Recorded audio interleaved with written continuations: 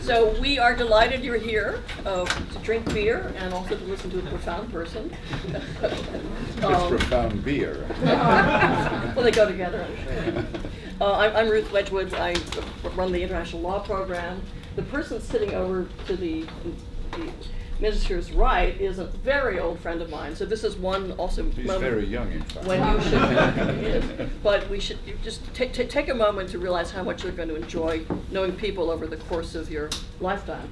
Because I've known Dirk Wouters for 30 years, 35 years, something to do with the UN a long time ago. And he popped back up as ambassador. I had no idea how that happened. But it was delightful. He deserved it. Yeah, I'm sure he did. And then he knew you.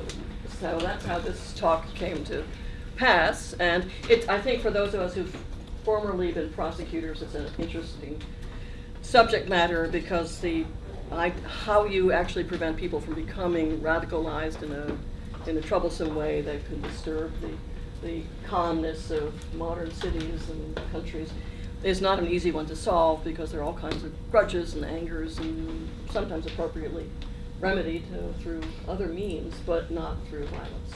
So I take it you've been going around Washington and talking to most everybody at the Department of Justice and elsewhere, but I would look forward to hearing how you were going to make this into a more amicable, calm, productive society. Thank you very much. And we love your beer. Yeah, it's not mine, but it's produced near my hometown, but by a multinational that took over, I think, Bush and Budweiser, that's it, yeah. Budweiser. We're drinking Budweiser? No, I was drinking it while I was studying in the United States. There was nothing better at the time. Let me tell you why I'm here. As a Minister of Justice, we are here in order to study the subject of internet access with regard to all kinds of crime with, in general, Silicon Valley providers. As you maybe read, there is a new draft bill, bipartisan, produced last week. They call it the Cloud Act.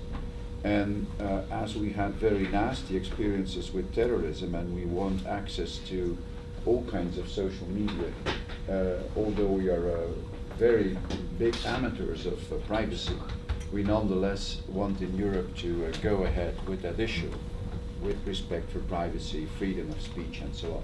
So that's the reason. That's not what I'm going to talk about, but that is why we are here. The European Union is preparing a draft directive on the subject. The United States are preparing legislation on the subject. It's terribly technical. It's international criminal law, which is worse than international tax law. So I advise you not to study it.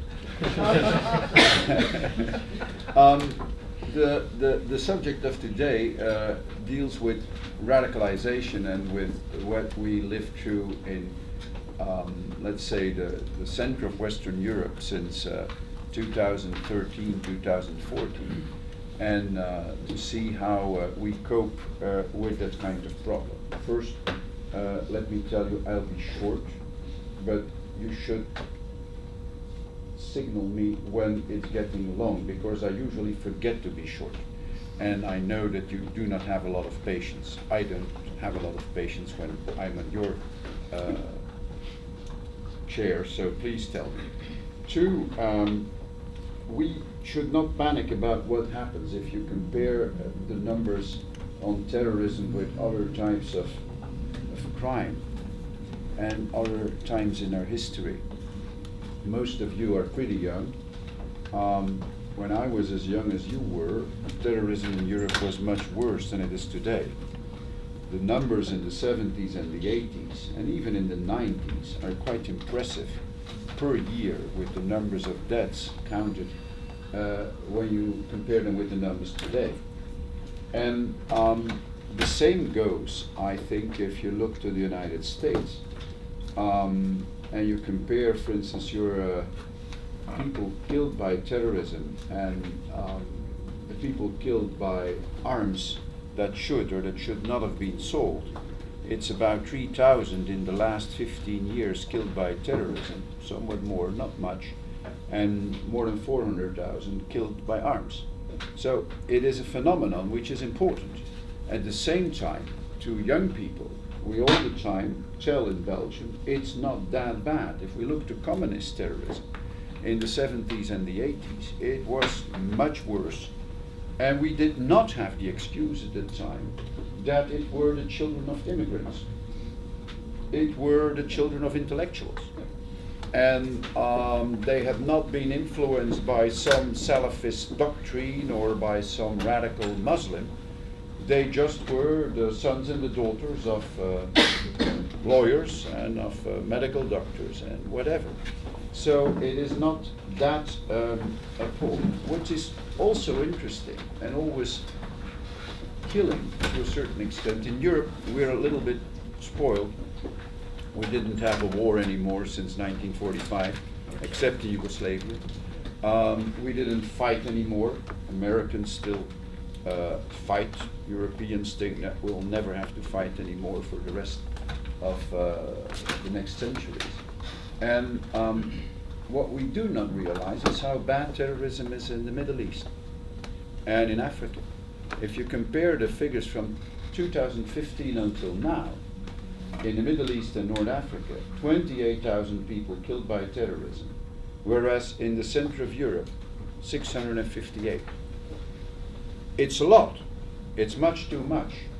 But we panic, whereas if in Kabul or in Cairo, 300 or 400 people die, or even in Istanbul, we hardly watch, which is terrible to a certain extent. So that are some things that if you would be purely European, some of you are probably coming from Bologna or I don't know where, but if you were purely European, I would stress that factor much more. Because in Europe, people these days think that the end of the world is coming nearer.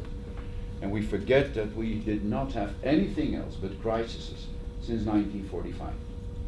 And we had peace all the time nonetheless. That's the basic message. If you would fall asleep now, please do. There is a problem with foreign terrorist fighters.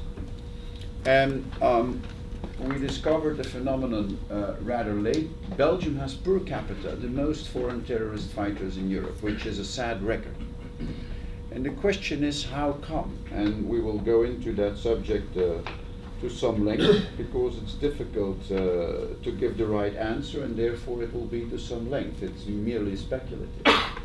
But the basic story I want to tell you, since you're young, is that people, and I cannot tell that there is press present, but Belgian press, but I remain asking them respect the Chattenham rules here, because it's not a story you can write in the papers.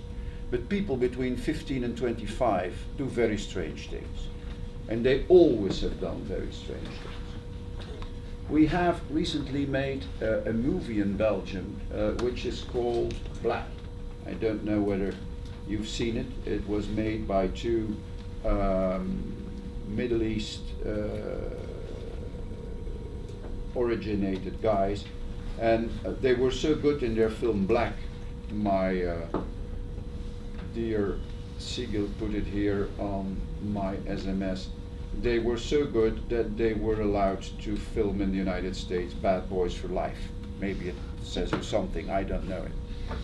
Black is Romeo and Juliet in 2016. It goes about two youngsters, Moroccan and Congolese, who fall in love, who are part of different gangs, and of course they die. As they do in the gangs of New York. They die too. I don't know whether you saw that film with Leonardo DiCaprio. You probably did. And it's always the same scheme. Whether you get communist when you're young and start being radical, or you become Muslim extremist when you're young, or you're just an Italian that wants to fight against the Irish in the suburbs of New York, I don't say it's the same phenomenon. I don't know. I only see that young people always commit that kind of mistakes. And it's just by provoking you that maybe there will be some discussion later on. Because they fight, they kill, they do terrible things. The European context of the phenomenon is to Americans maybe not as clear as to us, but we heard your president-elect or candidate president speak a lot about a wall. We have a wall. It's the Mediterranean Sea. And it's larger than a wall, but behind that sea are a lot of people that envy us because we are so rich in Europe. And we understand that they envy us. That goes up to the Middle East even. And we had a very strange cocktail these last 4 years between terrorism by people coming from the area of Syria who had fought there or were intending to fight there, and migration. And that cocktail made us fearing Muslims up to an extent that is becoming a little bit dangerous, because the people that were migrating towards Europe had no bad intentions. They just wanted to escape violence, poverty, and other kind of things. I don't think I have to explain you the situation in the Middle East. You know that from your courses much better than I do. But you know the revenge, is it the revenge in American or in English, the revenge of geography of Robert Kaplan? The typical thing is, of course, that the geography of Europe provokes a situation where we are in today. We are rich, we are close to North Africa, we are close to the Middle East. There is a lot of misery there, first by what happened since 1979, Afghanistan, Iran, Iraq, the Arabian Spring, and or the Arab Spring, and it gets worse and worse. Then we have the Belgian context. I apologize for insulting you. It's not meant as an insult, but we have a joke in Europe saying about American tourists, if it's Monday, this must be Belgium. And that is not a very honest joke, but there is another joke. If it's 1830, this must be Belgium. Belgium is an accident of history. And it happened. Nobody exactly knows why. It was a buffer state, said de Talleyrand, who was at the time ambassador in Great Britain, after having been the Minister of Foreign Affairs of all emperors and kings since 1787 or something like that. And that buffer state did quite well in the 19th century, although it didn't know why it existed. And it has never known why it existed. That's not bad, because we are one of the most pleasant countries in the world. This is a great ambassador.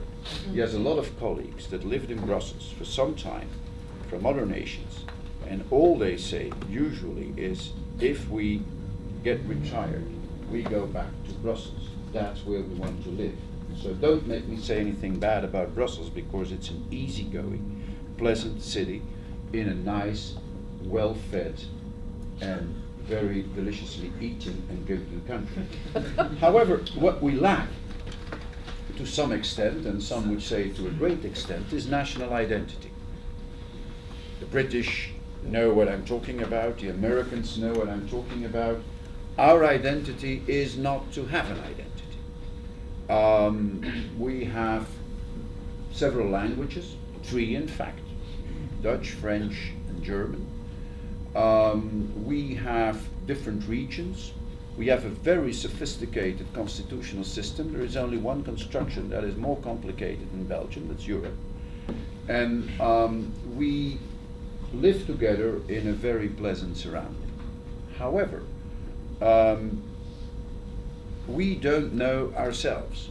If you don't know yourself, it is not easy to integrate immigrants, because you do not have a national culture to give them. I have been several times in my life for longer periods in the United States, where you walk around here, you feel that migration is really part of the national story. All Americans are to some extent immigrants.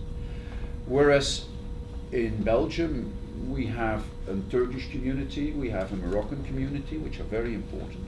On 11 million inhabitants in Belgium, we have about 400,000 Turks, and I think more than 500,000 of Moroccan people. And we never cared very much about integrate. Neither did we about the Italians or the Portuguese. That was easier because they were Catholic, and we were Catholic. But now, we're not Catholic anymore. We are what one would say atheist. I exaggerate, of course, but in the words of a lot of sociologists, and it's the case in a lot of European countries, I think not more than 5% of people in Europe these days go to church. But not that that is bad or good, I don't judge. But Muslims go to church. And what identity can we give them if we don't have ourselves an identity? Because we are just discovering our atheist identity. To be clear, I'm not an atheist. But these days in Europe, a lot of people are. They're not educated anymore in any religion at all. And they think it is a good thing.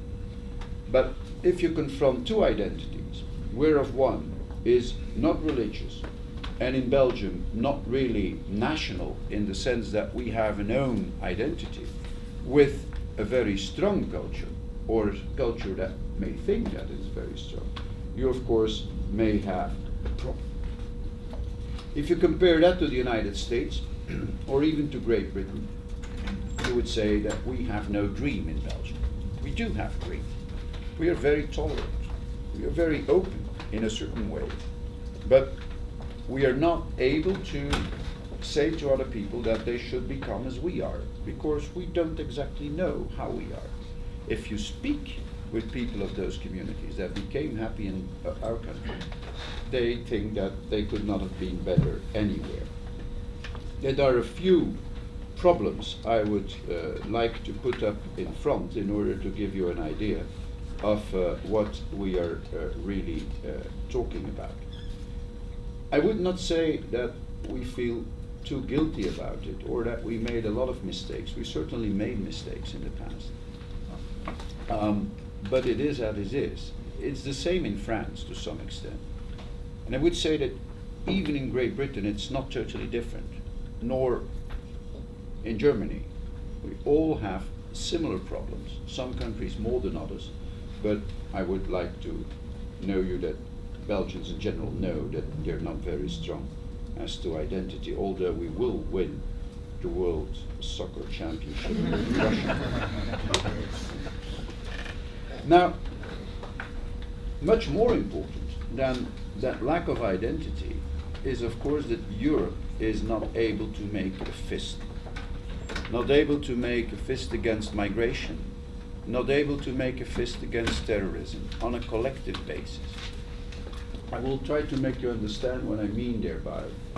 In Europe we had two financial crises. I think the rest of the world too. But it was only after the second financial crisis in 2011 that we were able to say that we're going to create banking supervision at the European level. After the first, we created a lot of authorities, amongst which the European Banking Authority in London, but in fact we did not doing anything that made sense. We needed a second crisis in order to go along and to make a strong euro with a strong banking supervision at the level of the European Central Bank. The same is true about the security crisis and about the migration crisis. We made a deal with Turkey, as you know.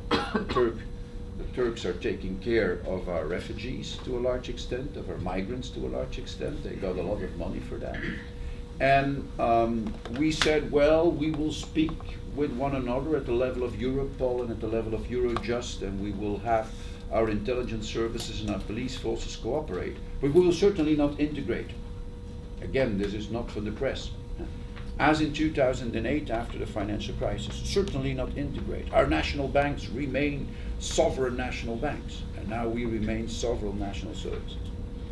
That is, of course, much more a problem as anything else. Our European Migration Office, Frontex, is in Warsaw, which is not really a main problem with regard to migration. The problem countries are Greece, are Italy. They have problems with migration. and we should really invest much more in what happens there than we do. That to say you that there is a European, a Belgian, and an identity context, and you will see that in Europe, and a lot of countries just passed elections or are going to new elections, a lot of parties that focus on identity, to try to explain to people what their identity is, are winning votes. And usually at a nationalist party, it's just a fact. Even in Germany, you have Alternative für Deutschland. I do think that nationalism has something to do with the Brexit. I'm not sure. In France, when justice came, but parties that say we know what the European identity is are winning. Americans with two parties, Republicans, Democrats, would have a lot of difficulties understanding that. So there is a revival of nationalism in Europe because we feel that we need some identity in order to live in these confusing times, although terrorism is not a problem of that great extent as was terrorism in earlier years. What are the elements of, I know the time is running, so please tell me when I'm too long. What are the different phases in radicalization? I said earlier that all youngsters at one point in time are very sensitive to radical doctrines because they're looking for themselves and for their own identity. And when they don't find it, find easy solutions in radical doctrines. There is a first phase that our counter-terrorism service in Belgium described because they made an analysis of radicalization. Independently of religion, they said it can be a religious matter, but it can also be a political matter. And the first thing is needs and grievances. People say, I'm young, I'm 14, I don't want to remain in school, I want to work, but there is no work for me. I'm in the streets, there is no real future for me. I need something. A period of doubt, pressure, feeling of being powerless, injustice. Many youngsters live through that period. Second, there is an alternative ideology that provides an alternative framework that says, well, you know, there is something better than that. There is the Quran. Have you ever read it? And most of those Muslim youngsters in our great cities, in our big cities, must answer negatively. They were not educated in the Quran. Most of them don't speak Arab either. Maybe they go to school on Saturday to study something about the Quran, but most of them don't. And so all of a sudden they say, well, that's an interesting ideology. Wouldn't you learn it? And then there is the next phase where they say, well, there is peer pressure. And if you watch that film Black, I spoke you of earlier, that's of course amongst youngsters very important. What other people and other youngsters think, you think the same thing because you're part of a gang, you're part of a band that does the same thing. You're against the Congolese in Brussels, or you're against the Moroccans, and that ideology is helping you. I think that are elements most youngsters, certainly when they were not raised in a rich environment, although as a Minister of Justice you learn very fast that in prisons many youngsters are from rich environments because they got bored by society and started doing crazy things. But anyway, when you're of a less favored environment, this is a normal tendency. What did we try to do in Belgium and in most countries in Europe? In the first place, when you're too late with integration, you start working about repression. Why were we too late with integration? We underestimated dramatically, and again, that is not something that should be stressed too much in the press, but we underestimated dramatically the influence of the old nations on the second and the third generation. The way wherein, for instance, Morocco and Turkey keep control of their communities is unbelievable. And we only realized it when terrorism came up. I don't think that Belgian immigrants were ever controlled in the United States by the Belgian authorities.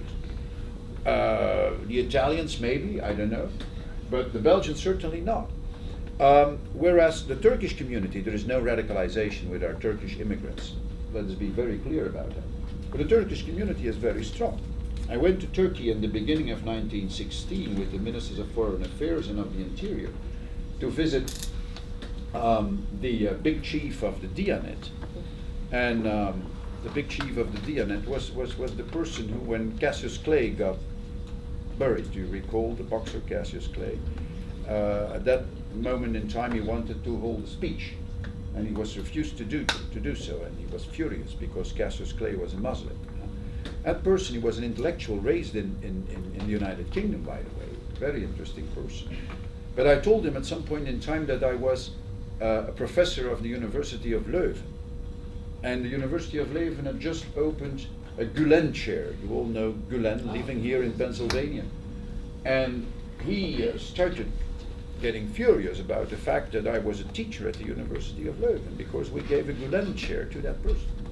And then I said to him, we would like to pay your imams because they send Turkish imams to Belgium. And in Belgium we have a strong and a strange tradition that the Minister of Justice is paying the priests, the dominates, whatever, all preachers of all religions, also the imams. And he answered, for the money you offer, I can't raise imams. We pay better. Do you realize what that means? That a whole community is preached by people raised in the home country. And we have similar, and it's more confused and more diffuse also. We have similar tendencies with regard to other North African countries that really keep control of their home community. And then, of course, integration isn't that easy, because if they have to integrate, it's fine, but if they're really kept, it has also certainly advantages. But under control by their home community, you have a totally different atmosphere. What did we do on the repressive level? A lot. I'm a Minister of Justice, so I can tell hours about it.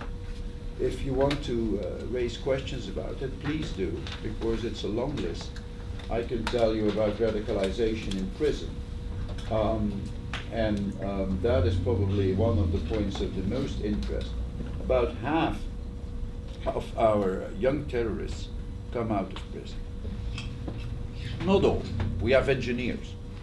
We have very smart people that were never in prison and that got radicalized by a certain reading of a Salafist reading of the Quran, and that became jihadists.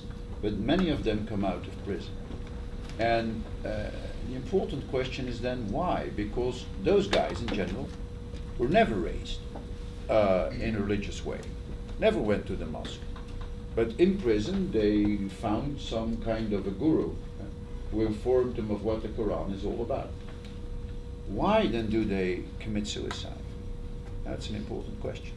Why do they explode?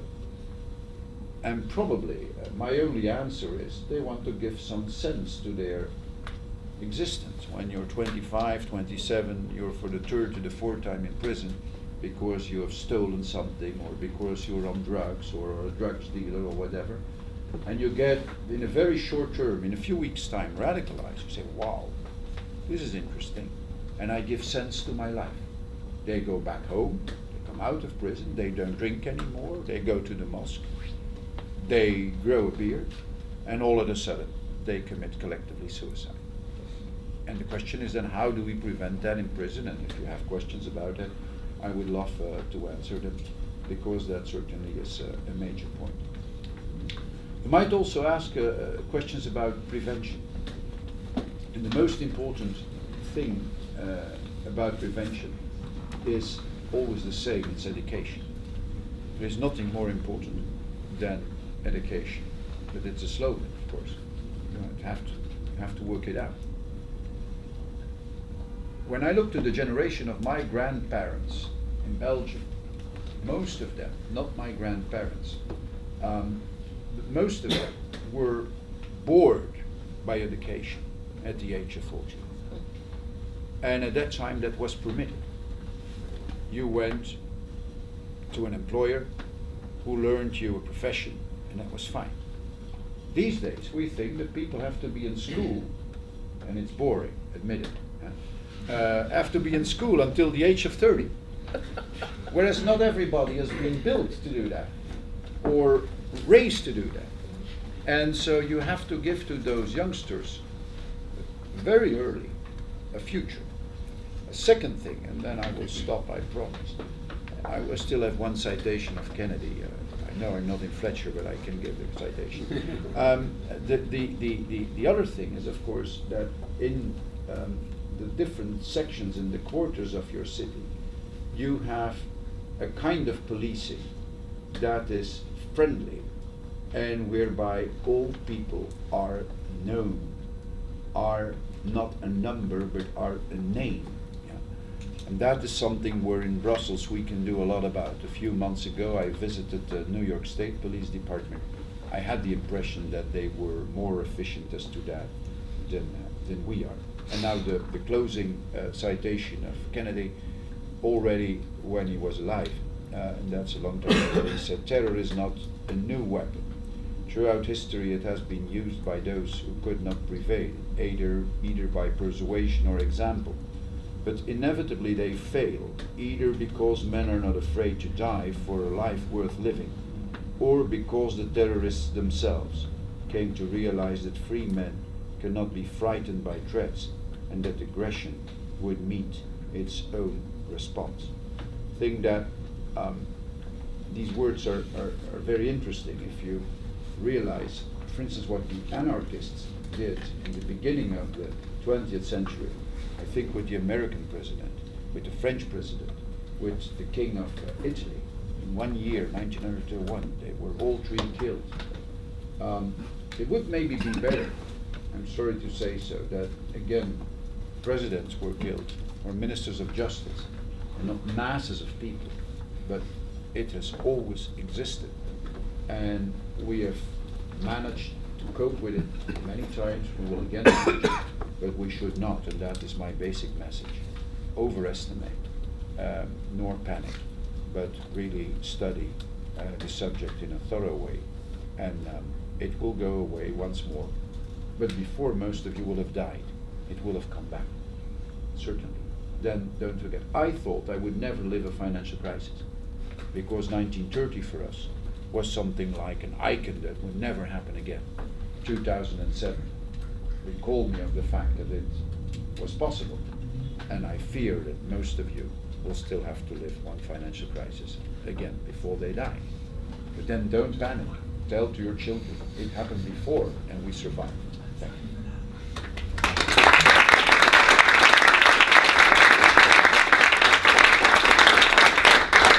So I would propose that you call on however the spirit moves you. Yes. And people should be free and happy to raise their hands and give your names if you wish, and not if you don't. So,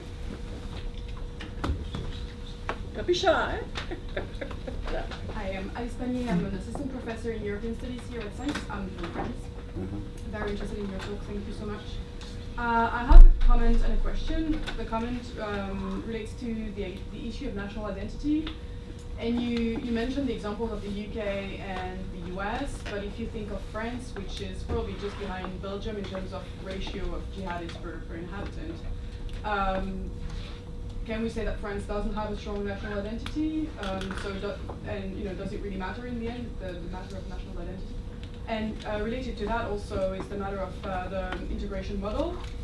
Again, France, just like the UK, just like Belgium, just like Germany, has massive issues of jihadi fighters, and the integration model in France is very different from that of the UK. It's not multicultural, it's assimilationist, and both countries have the same issues. So does even the integration model for immigrants matter if we see that countries with different models face the same outcome? And sorry, just another question on something else, if you feel like responding, is on the matter of intelligence and intelligence cooperation between France and Belgium after the recent attacks since 2015. Have there been any improvements there? Thank you so much. I'm very happy with your first question, because it was the kind of reaction, of course, I wanted to provoke. If you come from a country as mine, you cannot start the subject without telling you that your identity is not strong. If you have an American president who speaks about, the press is not listening, about... Well, they are actually. but- Yeah, yeah, about the hellhole of Brussels. You understand that for us it's very, very difficult not to speak of that word and not to underline it. I could have said, and you give me the argument now, France is a country with a very strong national identity. They were not an accident of history. They're one of the oldest countries in the world, of the oldest nations in the world. And God knows that they're proud of what they are and what they became. And nonetheless, they have the problem. So I'm very happy with your argument, because it shows to a certain extent that identity is not always the real response. I do, however, think that Europe and the rest of the world should realize that, and it's not a pleading, not at all, but when you let go religion as a group forming factor, which it was before, that if you put nothing instead of it, nothing in place of it, it won't be that easy to keep your social cohesion going. I don't say we will not succeed, I hope we will. But people panic much, because what happened in fact, in countries like ours, that a lot of people said, you see what religion is about. It's about radicalization, it's about violence. Let's do away with all religion, which is a typical reaction from a certain part of the population. It would not be the reaction in the United States, I think. But in some European countries, that has been the answer.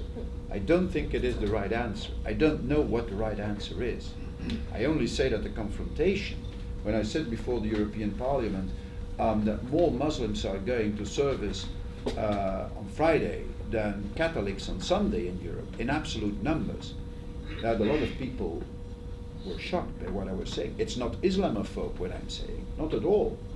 I like Muslims as I like all religions, and I like all Freemasons. I make no difference. I'm quite tolerant. I only want to make the thing there. Does integration at all matter? I know the French have a very good experience with the Algerians, better than I think Belgium with its old colony even. But the problem is usually not only there. The problem is with new populations that come to Europe, and to a certain extent, with, as I said, needs and grievances in rather poor suburbs. I think a lot is born there, and exploitation then by much smarter people. If you see the movies, the short ads, the short pub films that are made by ISIS, it's unbelievable how they play on those people, on those young people, on a beat tone.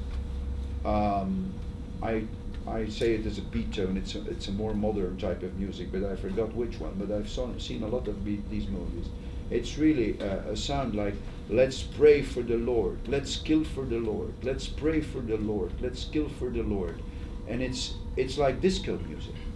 It's terrible.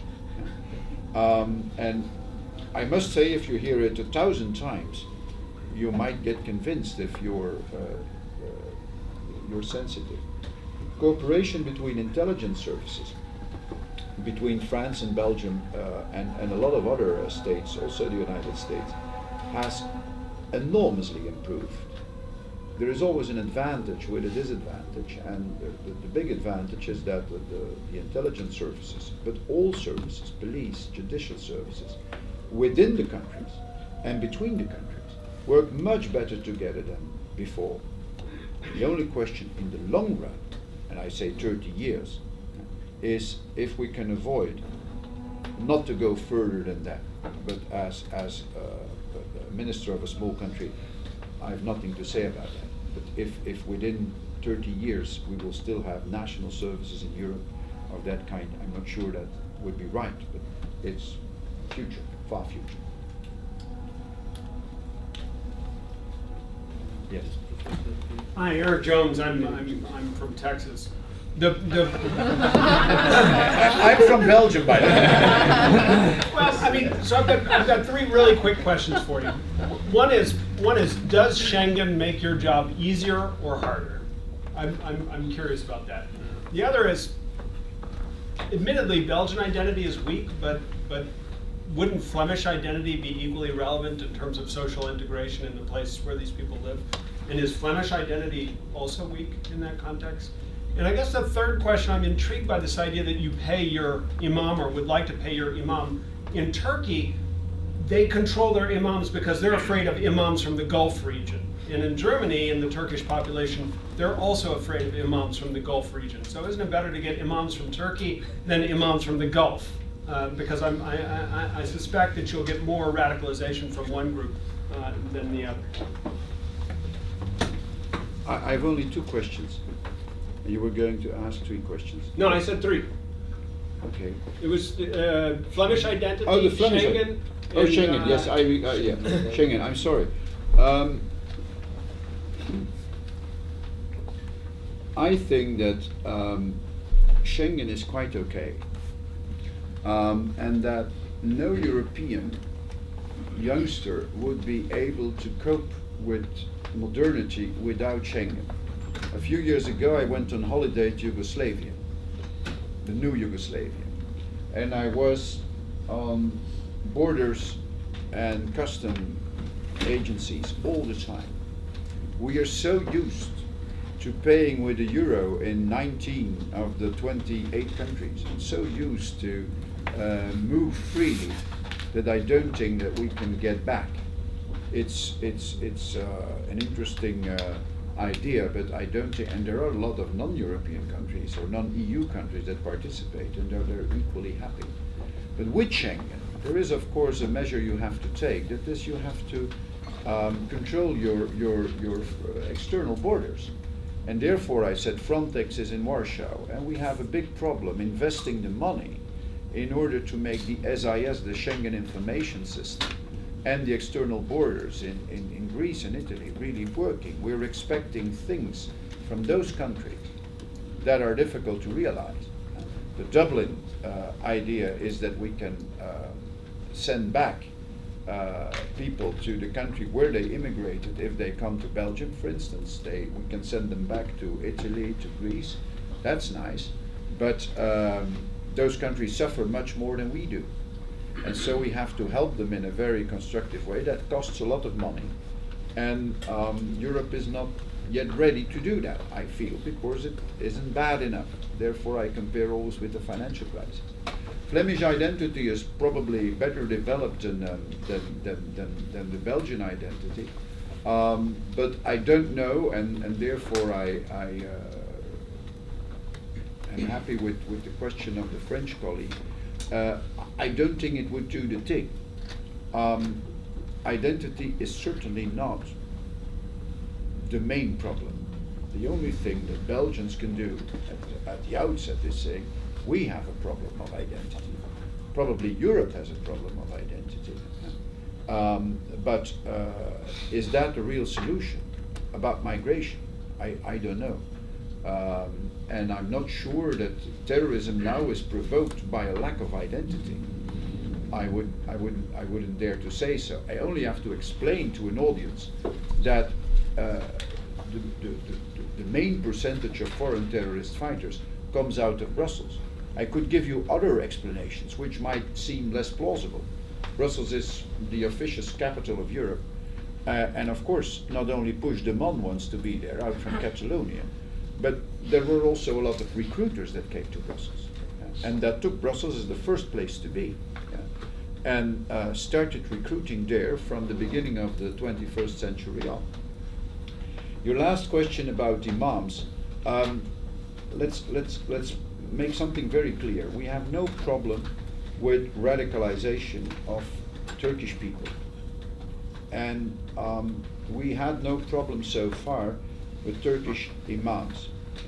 I only gave you the example of Turkey because it's easier than pinpointing other countries, because they're not the cause of radicalization.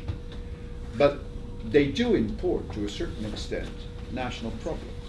We had problems in Turkish communities and with Turkish mosques because we have the Gulen movement on the one hand and the Diyanet on the other hand.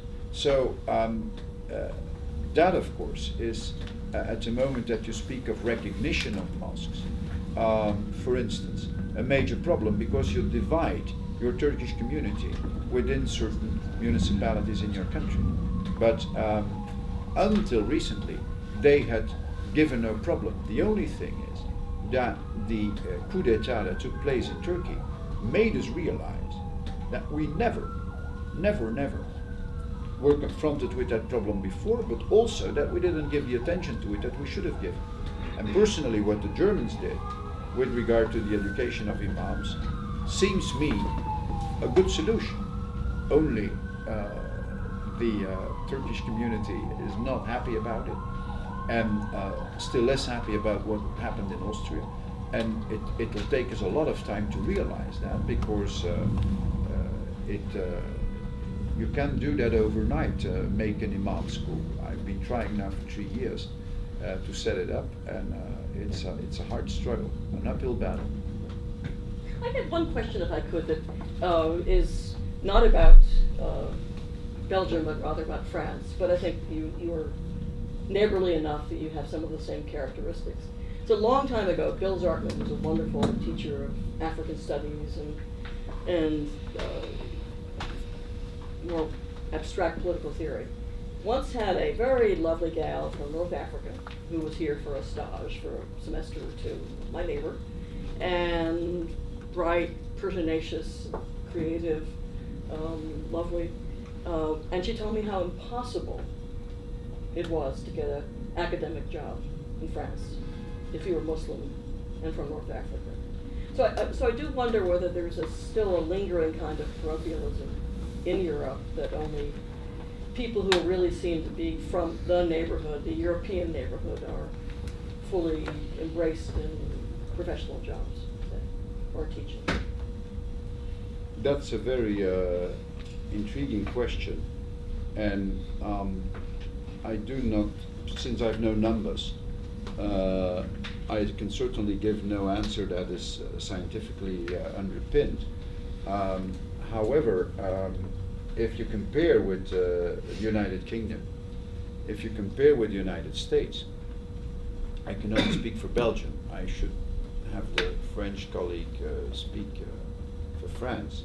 I do not have the impression that we are as open to our former colonies and to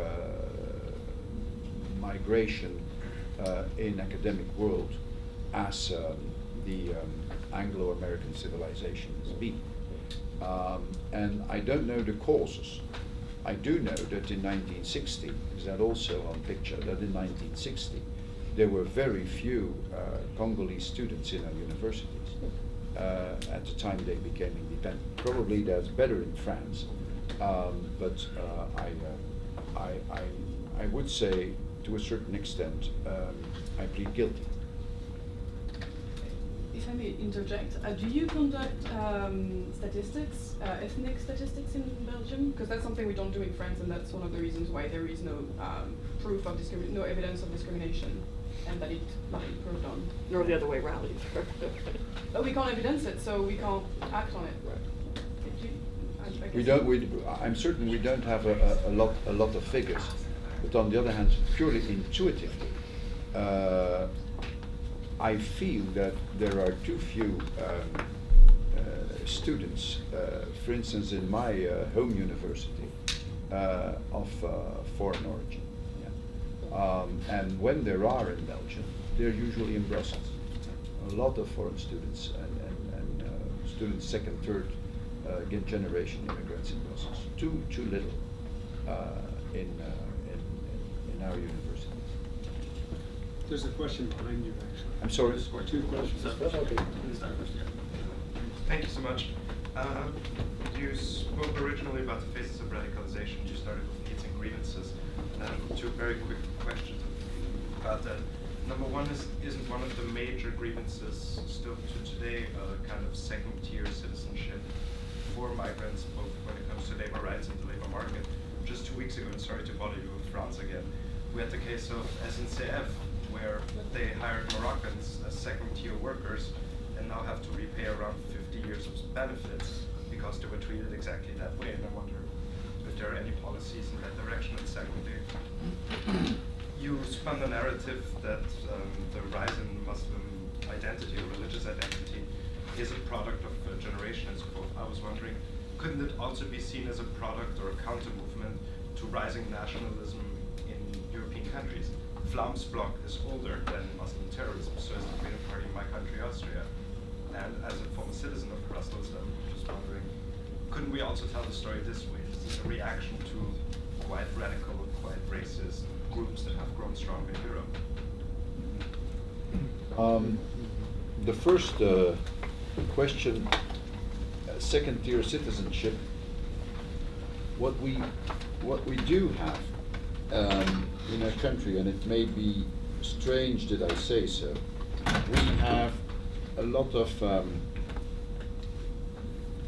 examples in sports. I'm sorry, because there we all love them. And once they win the World Championship soccer for us, we have a lot of examples in sports that are really of the best you can have. What? Go Red Devils. Yeah, and it shows that we're not that bad. I don't think that we have examples as the one you cited, and we do a lot of on the labor market in order to avoid discrimination by employers. So we do anonymous calls, and we do try to take care of that phenomenon. But it takes time, and may I say something strange? It will take a lot of mixed marriages, and that will help enormously. And it is in Belgium maybe more probable than in some other countries. Second, the other way around. I don't think so. It is true that we have in Belgium for a long time an extreme right party with regard to, amongst others, Islam, but out of political correctness, it was never given a real place. I don't think that in the south of the country and in the center of the country, where radicalism, certainly in the center of the country, in Brussels, it's stronger than in the north. I don't think it played a major role. But in my view, certainly nationalism is not the right answer to identity, but that probably you already heard. Yeah, there's one in the back. Sir, I have one, sir. Yeah. Sir, first for the context, I'm from the DRC Congo. Yeah, thanks for being with us today. He's one of my hangers on too, by the way. These studies have shown that there is a strong connection between or among like the lack of rule of law, party governance, and migration.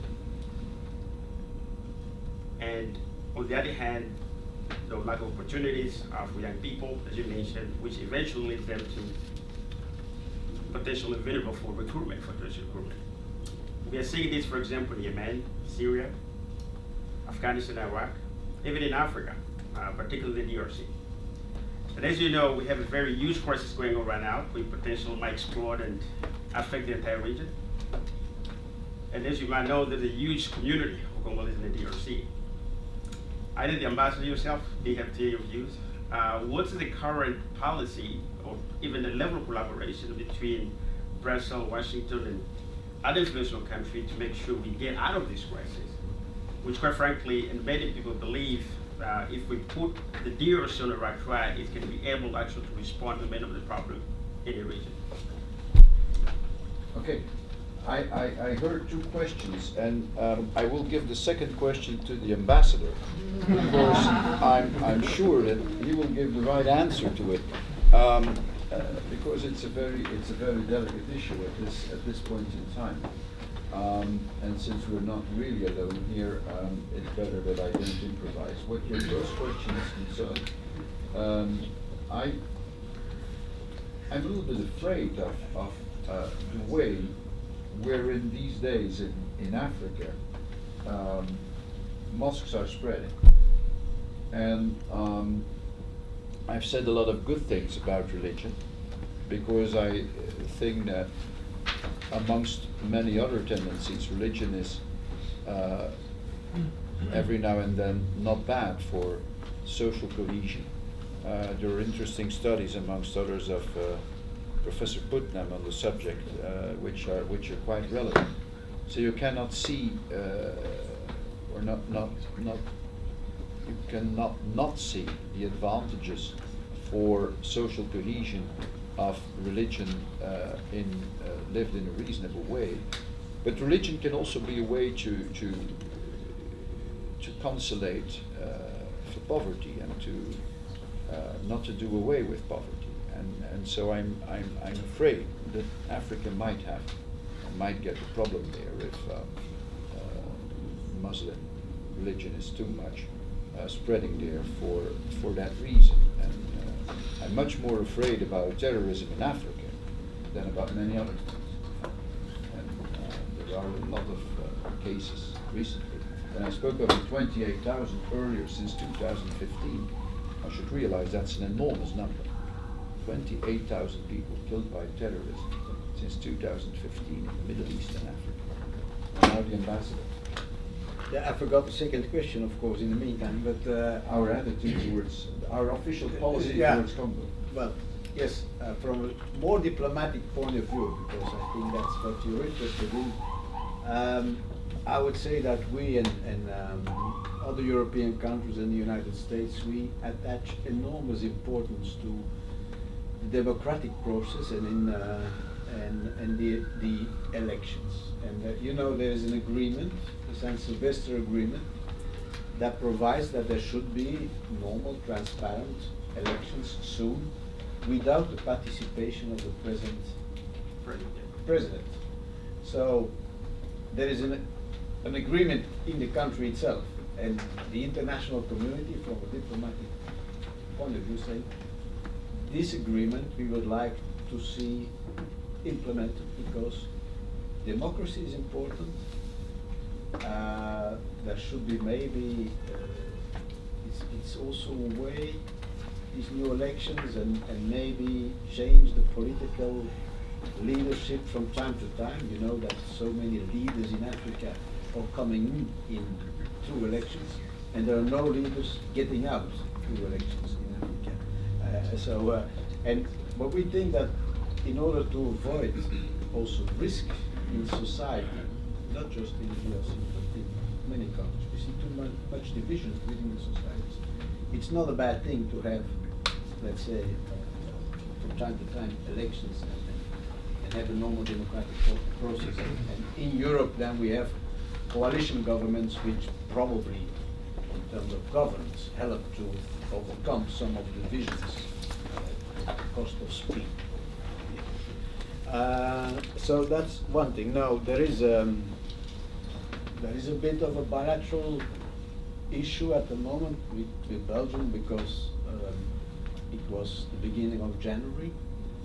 The government decided that a lot of the assistance we're giving to the DRC would go directly to the humanitarian organizations, the NGOs, and not pass again through the government. So there was a strong reaction by the DRC government, you've probably seen, which also involves some of the issues which we are discussing, because they say we will close the Schengen house in Kinshasa, which is a house that provides the visa and allows the citizens and the students like yourself and your friends to travel to the rest of the world, to Europe in the first place, and these visas they are given or delivered in the house, the Schengen house, which are visas that allow to travel to the Schengen zone, and so including countries like Norway.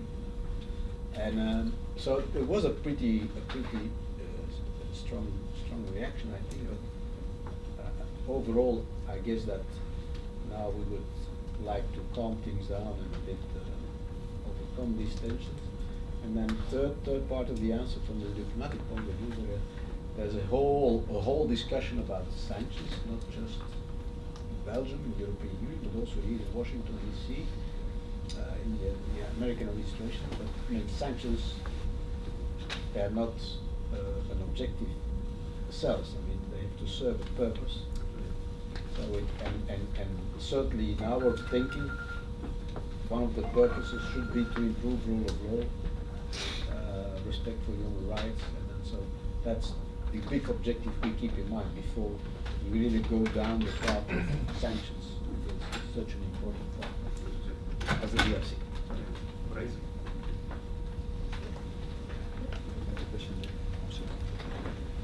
Sorry. David Hamburger, I'm a freshman master's student. Two questions for me, if I may.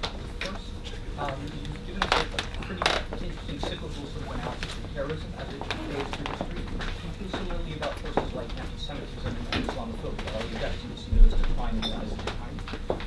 And the second question is, the European Court of Human Rights recently, in discussing the question of the burqa ban, said that showing one's face is necessary in a democratic society. Do you feel similarly that there is a sort of obligation to show one's face reciprocally in a modern European democratic society? First, as to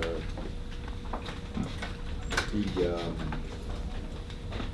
anti-Semitism and Islamophobia and cyclical effect, I'm not certain, but what we felt in Belgium is that as Islamophobia went up, anti-Semitism went down.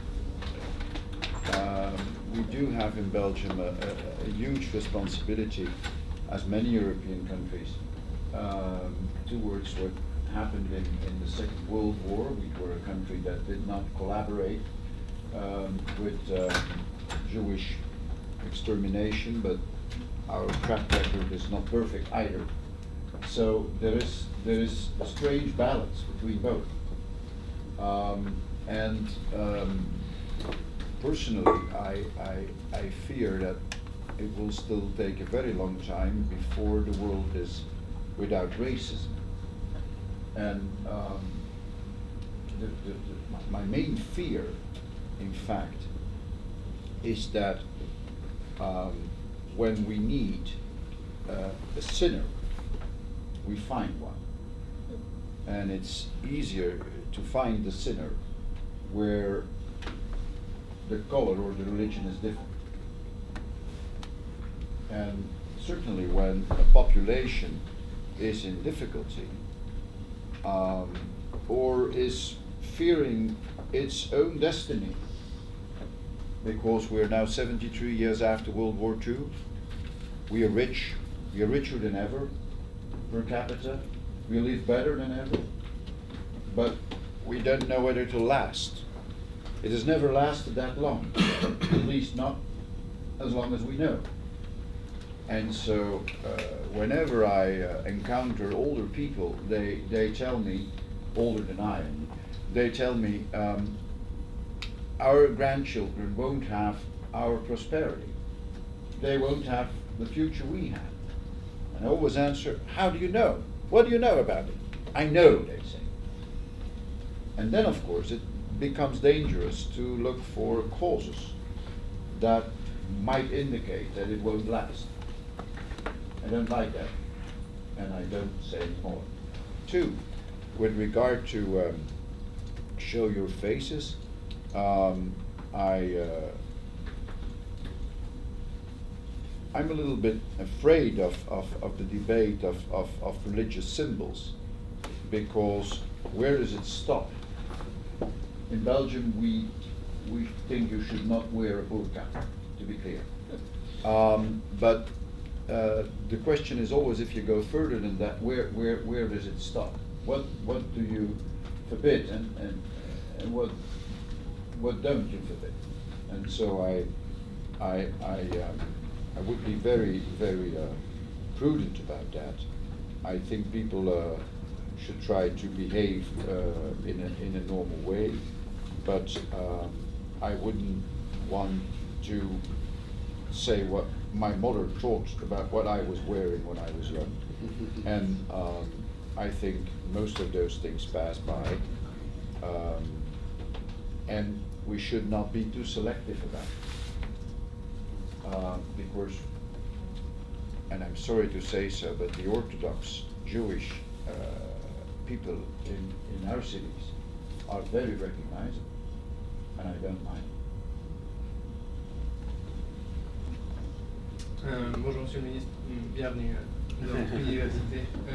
I'm Belgian, and I'm a bit sad when you say that we don't have an identity, and that's an identity. I think that we have multiple identities, and that in this sense we should be better at like integrate people, especially in Brussels. And I think we are a couple of European students here, and we took a class on Europe and Islam, and we saw how the process of deculturalization has led to this terrorist attack. Because when you don't know where you come from, or where you forgot your culture or your habits, you just took a norm, you pick up a norm, and if it's a radical one, it can become terrorism. So why do you think that in a country who have different identities, and where we have structured that, as you mentioned, in a complex constitution, why are we not able to integrate better? And my second question is, what are the real techniques of de-radicalization? I'm not going to enter here into the debate of the prison in Belgium, but as a Minister of Justice and as a former lawyer, I have to say that the prisons are not the best one in Europe. What are not the best one? They are not like I don't know, in a perfect state at the moment when you visit some prison in Belgium. Prison. Yeah, prison. So I just wonder which what could be the outcomes of the new policies that you're putting in place to build new prisons, and what is your strategy to radicalize people who are returnees, who are like at the prison right now?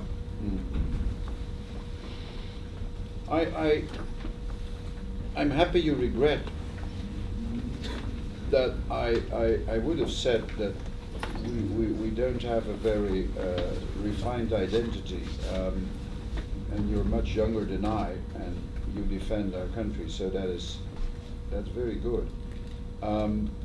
Multicultural identity is probably the challenge for the years to come, and Belgium is one of the countries in Europe that shows that it isn't an evidence, that it isn't easy, and that it isn't self-evident at all to be a multicultural society, because it's like love. It's a verb, you have to work about it. Say that you're multicultural is easy. Be multicultural is difficult. It's a daily challenge, and I'm an intellectual, I think, and where I live, it's easy to be multicultural. Do you understand what I mean? When you live in Brussels each day, to be multicultural means something. And if you do it, then okay, but it's easy to say we're multicultural. You have to do it, and that is a major challenge for all of us. I don't say that a lot of people don't, but it's not that self-evident. Are we able to integrate? We certainly are, but we have to work harder. And it's typically Belgian to start with autocriticism. I'm proud of that. See what I mean? Because it's not that better in many other places, but it's better to be autocritical in the first place. And if then one says to you, well, identity isn't a real solution, I say, fine, nationalism isn't the solution. So working about that multicultural identity every day is a task. And the youngsters and the elders have a major challenge. 2, prisons, again, I can be autocritical, I'm most of the time towards all people I speak to very autocritical about my prisons. I know it's not the worst prison system in the world, and not even in Europe. And in Belgium there is only 0.1 of the persons in prison. I fear it's much more in the United States, I'm sorry to say so. And still much more in Louisiana, I'm sorry to say so. So 0.1 is not bad, but it's too much, first. Second, not all our prisons are a model. Still 70% is of the 19th century.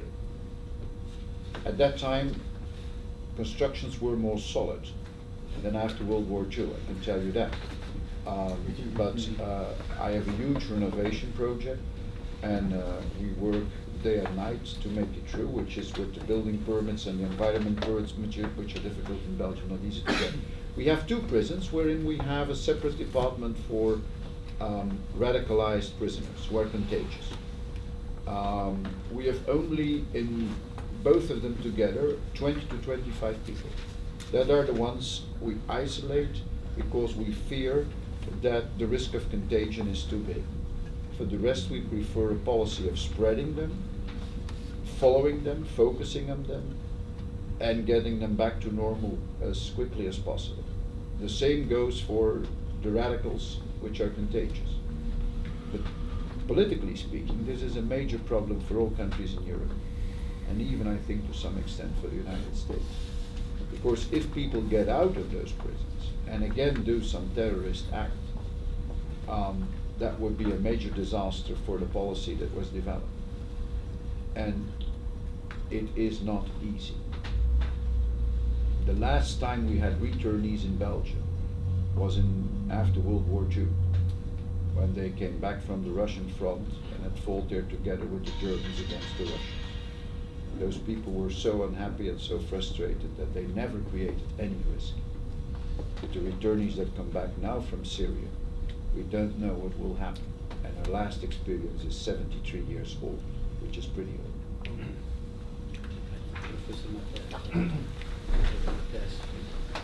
He's one of the I know it, co-conspirators, by the way, I know it. so. Matthias Matthijs, I'm an assistant professor here, American citizen with a very strong Belgian national identity. We're 3 of them already, 4. There you go. I actually have a question for We you. don't drink. I have a question for you as a politician of the center. Right? You're a Christian Yeah. Democrat. You started out your talk by saying that a lot of problems of radicalization and terrorism and immigration and refugees about perception, right? It's about perception of floods coming from North Africa, from the Middle East, and you spent 5 minutes educating us, right, about how small it actually was and so on. And it strikes me, and I think it strikes many people who study Europe today, that it's the right. In Belgium, it's New Flemish Alliance. In Italy, it's probably the Lega Nord.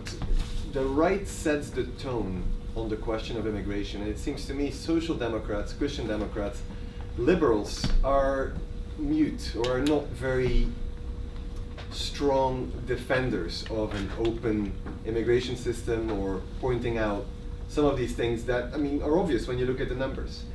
So many countries, even center-right to center parties, kind of co-opt some of the discourse of extreme right parties. So I guess, why is there not more of a pushback from, especially you as a Christian Democrat, or a party that connects different parts of society? There's not as loud a voice as we'd like to see, I guess, defending a kind of open, liberal immigration system and so on. Well, there is something that you would understand if you were on my chair, and that is that there is very little that helps against fear if there is still a risk it might realize. You cannot shout as loud as you want as long as there is a risk that there will be no terrorism, because in that case you will be guilty of the terrorism that happened. That's the big challenge for the center, as you call it. I can tell you, by the way, that those who want to see and those who want to listen, it's not only a matter of decibels and of shouting loud, it's also a matter of seeing what happens. Belgium has not a state of urgency. Who do you think prevented that? Belgium has not really put any major strain on freedom of expression or on privacy. Belgium did not allow mayors or the Minister of Justice or whomever to put people in jail without any form of a process. We have always respected the rule of law, and all new legislation that we made, because I've not told all the new legislation we made, it was a major challenge, but at each time all human rights were respected. At each time there was due process. Always there is a judge that has to allow for these measures. That was an uneasy job, because as we saw in France, there was state of urgency. They wanted to lift it, and the day they wanted to lift it, there were the attacks in Nice. I fear, my French colleague may have a different opinion, that it was there that Hollande definitely lost his credibility. You never know when the second or the third attack comes. So it's a little bit, people forget, tend to forget very quickly. It's not polemics I want to start, but they forget very quickly. You have a heart attack. We only had the attacks in 2016. People that were nearby don't forget. The number of people that came to me in the street and said, well, the level of menace, the level of threat, you lowered it from 3 to 2. I felt much safer with the level of threat of 3. People in the street. Huh? Oh, yeah. Just normal people. Because they were, the last 3-4 years, constantly put under fear. And that fear, therefore, I started with educating, is, compared to other historical circumstances, not that bad. But who amongst us can guarantee that it won't happen again? And may I say something?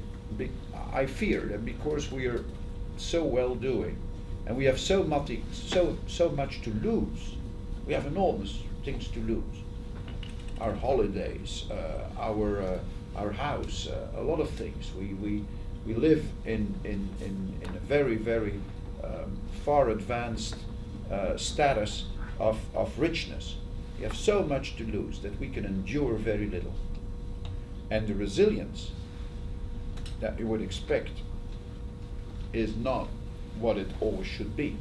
So it is not that easy to shout that loud about human rights and the like, as you would like to, because you have a political party that has to have some votes at the end of the road.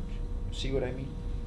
And the polarization goes to such an extent that the moderate voices, I tend to speak 3 or 4 times in the press per week, but we cannot all Twitter all day as certain people do.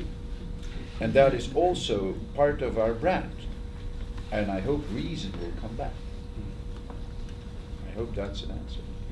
I guess we're sort of out of time. I hope you win the Twitter wars, of course. It's not so easy. And I do want to thank all my colleagues for coming. Yeah. And it would be a great pleasure to have my old center here. And so a few of us are going to proceed to a dinner, to which we regret not everyone being invited. Bankruptcy is cool. Is there more beer? It's all in my office.